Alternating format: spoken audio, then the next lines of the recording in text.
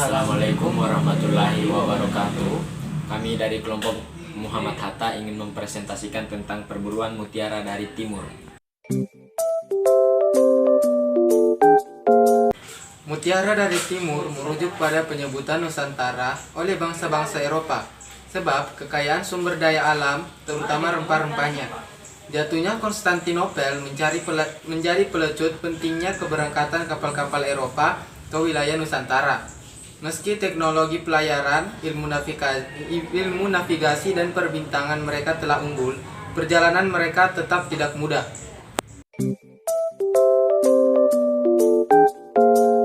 Satu, Spanyol. Bangsa Spanyol datang ke Indonesia pada tahun 1521. Bangsa Spanyol pertama kali mendarat di Indonesia di wilayah Tidore.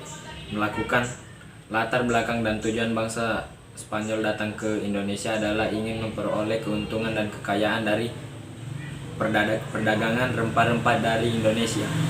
Jalur pelayaran bangsa Spanyol dipimpin oleh Ferdinand de Magellan. Mereka menyeberang Samudra Pasifik hingga tiba di Filipina, tepatnya di Cebu di tahun 1521. Setelah Magellan terbunuh dalam usahanya mengatasi perang antar suku di sana, pelayaran dipimpin oleh Sebastian Delcan.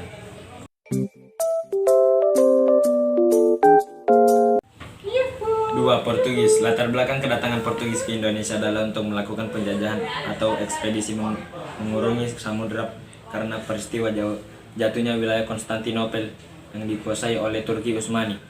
Jalur pelayaran bangsa Portugis dimulai dari kota Lisbon pada tahun 1486 dan 1497. Menyusuri pantai barat Afrika, semenanjung harapan pantai timur Afrika, berlayar ke arah timur menuju Calicut, India pada tahun 1498 Masehi. Kemudian menuju Kepulauan Malaka dan Maluku. Perkembangan penjajahan bangsa Portugis di Indonesia dimulai melalui penjajahan samudra. Bangsa Portugis berhasil mencapai India Calicut tahun 1498 dan berhasil mendirikan kantor dagangannya di Goa 1509. Tahun 1551, Portugis berhasil menguasai Malaka. Selanjutnya Portugis mengadakan hubungan dagangan dengan Maluku yang merupakan daerah penghasil rempah-rempah di Indonesia. Tahun 1512, Alfonso de Albuquerque mengurungkan beberapa buah kapal ke Maluku. Awalnya masyarakat Maluku menyambut baik dan saling berebut menanamkan pengaruh kepada Portugis dan dapat membeli rempah-rempah dan membantu masyarakat Maluku menghadapi musuh-musuhnya. 3. Belanda. Bangsa Belanda datang pertama kali di bawah pimpinan Cornelis de Houtman tahun 1596, mendarat yaitu di Pelabuhan Banten. Tujuan kedatangan Belanda ke Nusantara adalah rempah-rempah yang membuat Belanda memperoleh keuntungan yang sangat besar. Jalur pelayaran bangsa Belanda ke Indonesia melalui jalur pelayaran laut awalnya mengikuti rute pelayaran bangsa Portugis, yaitu menyusuri pesisir timur Afrika dari Tanjung Harapan menuju Selat Malaka dan dari Madagaskar ke Selat Sunda. Perkembangan penjajahan bangsa Belanda di Indonesia berlangsung selama 350 tahun atau 3,5 abad lamanya, sehingga masyarakat Indonesia sangat merasakan penderitaan yang dilakukan oleh bangsa Belanda, karena mereka menerapkan kebijakan seperti kerja paksa, sistem sewa tanah, raffles, tanam paksa, serta monopoli perdagangan. Sebelum datang ke Indonesia untuk membeli rempah-rempah, para pedagang Belanda membeli rempah-rempah hasil kekayaan alam Indonesia di Lisabon atau ibu kota Portugis. Pada masa itu, putusnya perdagangan rempah-rempah dari Lisabon karena Portugis dikuasai oleh bangsa Spanyol, banyak menderita kerugian. Sejak saat itu, bangsa Belanda mulai mengadakan penjelajahan samudera untuk mencari daerah penghasil rempah-rempah, yaitu Indonesia. Bulan April 1595, Belanda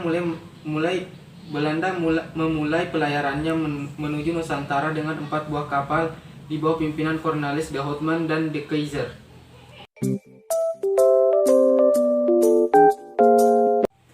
4. Inggris.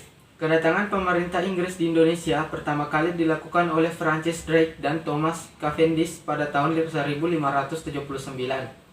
Tujuan dari mereka adalah untuk mencari rempah-rempah.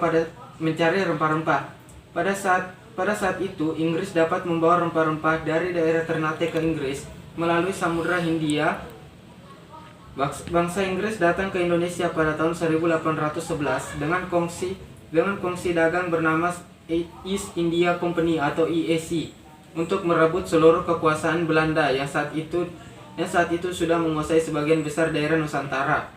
Jalur pelayaran bangsa Inggris di Indonesia dipimpin oleh Francis Drake dan Thomas Cavendish dengan rute pelayaran Magellan Samudra Pasifik sampai ke Filipina dan akhirnya menuju ke Ternate. Dan mereka membawa rempah-rempah dari Ternate kembali ke Inggris, sehingga Ratu Elizabeth I menginginkan untuk memperluas wilayah melalui pelayaran internasional. Karena itu, Ratu Elizabeth I memberikan wewenang kepada EEC di India untuk mengurus perdagangan di wilayah Indonesia, sehingga Inggris mendirikan kantor-kantor di Indonesia pada tahun 1604 dan pada akhirnya pada tahun 1811 Inggris mengambil alih kekuasaan Belanda di Indonesia. Perkembangan bangsa Inggris di Indonesia berhasil membawa rempah-rempah dari Maluku. Di bawah Gubernur Jenderal Lord Minto yang berkedudukan di Kalkuta, dibentuk ekspedisi Inggris untuk merebut daerah-daerah kekuasaan Belanda yang ada di wilayah Indonesia. Inggris berhasil menjalin hubungan dagang dengan Aceh, Jayakarta, Banjar, Maluku, dan Makassar. Kemudian Inggris mengirimkan Kapten James Lancaster yang mendarat di Jawa dan Bali. Pada tahun 1811, Thomas Stamford Raffles telah berhasil merebut seluruh wilayah kekuasaan Belanda di Indonesia. Berdasarkan perjanjian London tahun 1815, Inggris diharuskan mengembalikan kekuasaannya di Indonesia kepada Belanda dan pada tahun 1816, Inggris melaksanakan kewajibannya itu.